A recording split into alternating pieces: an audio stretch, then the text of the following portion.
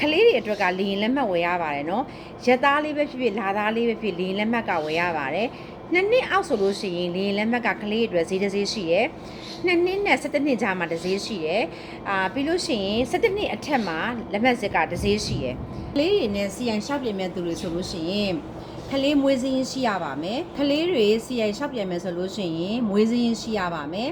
မြန်မာတန်ရုံးမှာသွားပြီးတော့စီအိုင်ရှောက်ရပါမယ်တချို့ကမိဘနှစ်ယောက်စလုံးက passport စာအုပ်ရှိတယ်ကလေးကတော့မရှိဘူးမလေးရှားမှာမွေးစင်းနဲ့နေတယ်မြန်မာပြည်ကိုပြန်မယ် passport စာအုပ်ရှိတဲ့မိဘတွေကကလေး address စီအိုင်ရှောက်ရပါမယ်ကလေးကတော့စာအုပ်မရှိလို့ရှောက်ရတာပါအဲ့တော့ကလေးအတွက်ရှောက်ရမယ့်အတွက်ကြောင့်မလို့စာအုပ်ရှိတဲ့မိဘတွေကတန်ရုံးမှာရက်ချင်းယူစရာမလိုပါဘူး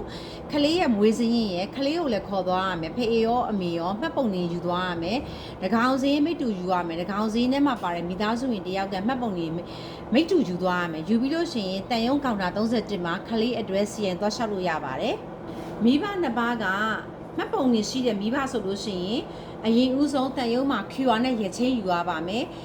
ကိုမိဘအတွက်ပဲယူပါကလေးအတွက်ယူစရာမလိုပါဘူးเนาะရက်ချင်းကြပြီဆိုတာနဲ့တန်ရုံးကိုကလေးကိုခေါ်သွားမယ်ဖေရောအမေရောသွားမယ်ခုနအရှိမပြောသလိုပဲမှတ်ပုံနေတို့တကောင်စင်းမိတူတို့တကကလေးရဲ့မွေးစင်းနဲ့အတူသွားပြီးတော့ရှောက်ပါမယ်เนาะကိုက CI မပိတ်ခင်ပြန်မယ်လို့စဉ်းစားထားလို့ရှိရင်ရက်ချင်းကိုအမြန်ယူထားပါရက်ချင်းတွေကအရန်နောက်ကြပါတယ်တန်ရုံးကစီရင်စာအုပ်ကကလေးအတွက်ရမယ်မိဘအတွက်လည်းရမယ်ပြီးလို့ရှိရင်ကလေးနဲ့မိဘနဲ့ကမိသားစုတော်ဆက်ကြောင်းဆိုတဲ့စာရွက်လည်းရမယ်ပေါ့နော်အဲ့ဒါတွေပါမှသာလျှင်မလေးရှားလဝကမှာလင်းလက်မှတ်နဲ့အတူ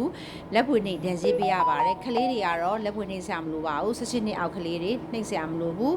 မလေးရှားလဝကမှာကလေးတွေအတွက်ဒဏ်ကြေးကတော့20ပဲရှိပါတယ်လူကြီးတွေကတော့ဒဏ်ကြေး920ပေးရပါတယ်เนาะဒါကလေးနဲ့ပြန်မဲ့သူတွေအတွက်ကျွန်မတင်ပေးခြင်းဖြစ်ပါတယ်အားလုံးပဲအဆင်ပြေကြပါစေ